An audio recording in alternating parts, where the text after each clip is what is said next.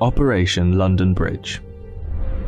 That's the code name given to the plan in place for the days and weeks after Queen Elizabeth II's passing. The Queen has been sitting on the royal throne since 1952. That's the longest reign of any monarch in British history. And during that time, she's seen over a dozen UK Prime Ministers, nearly 20 Summer Olympics, and over half a dozen popes. The Queen is the cornerstone to the Commonwealth, the patron to almost 600 organisations and charities, and plays a pivotal role in the UK's alliance with many countries. So her passing will bring about a lot of change. Not just for the United Kingdom, but potentially the world.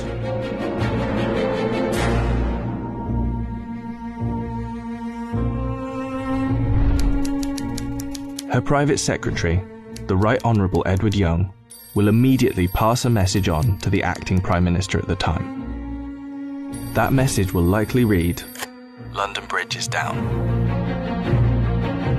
The Prime Minister will then set Operation London Bridge into action. Within minutes, the 15 governments outside of the UK where the Queen is head of state will be informed over a secure line. And that will be followed by the other 36 Commonwealth nations and leaders around the world.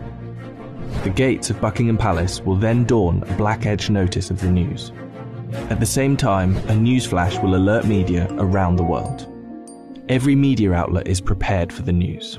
Every radio station has a network of lights that will flash to indicate a national catastrophe such as this. All BBC shows will stop and proceed to run a feed dedicated to the news. Newsreaders will change into the black suits and clothing that is on hand at all times in the news studio, and the traditional red BBC News branding will turn black.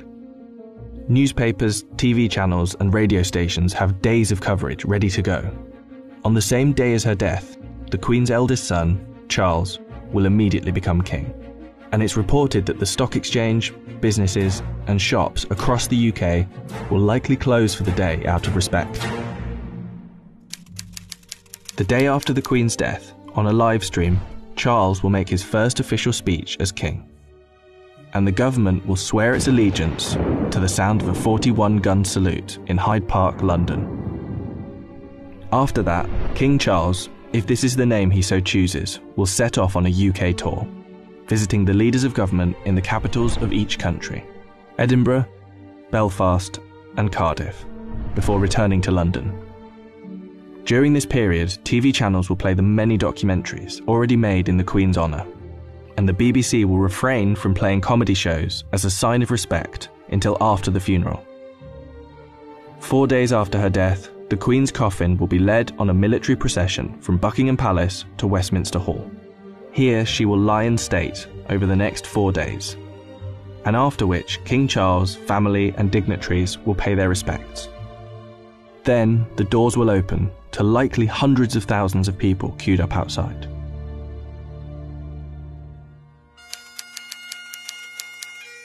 The funeral is estimated to take place 10 to 12 days after the Queen's passing. But one thing is certain, the day of the funeral will be an official bank holiday for the whole of the United Kingdom. The stock exchange will close for a second time in under 2 weeks, and many businesses will follow suit. At 11 AM sharp, the bells of Big Ben will chime, the country will fall silent, and the coffin will be brought inside Westminster Abbey, where 2,000 specially invited guests will bow their heads in prayer. After the service, the coffin will be taken to Windsor Castle, and then finally to St George's Chapel, where Queen Elizabeth II will likely be laid to rest next to her father, King George VI. Likely within a year after the funeral, an official coronation for King Charles will take place on yet another bank holiday. All in all, accounting for the multiple bank holidays, funeral expenses and coronation celebrations, the Queen's passing is estimated to cost the UK economy billions of pounds. In addition, hundreds of changes will happen across the UK in the months to come. New British currency will be printed with the King's portrait, and the Queen's currency will slowly be removed from use. The same will happen for stamps, passports, and police and military uniforms, and the national anthem will be changed to God Save the King. Not to mention how the world and Commonwealth will react to the new king could alter the British royal family forever. For example, there is growing support in Australia for the country to become a republic, and the Queen's death could heighten that support. This could lead other countries to follow suit, which would almost certainly weaken the British monarchy. This scenario will one day be upon us. Operation London Bridge will be triggered, and arguably the biggest funeral of our lifetime will be witnessed around the world. This will be the end of an era.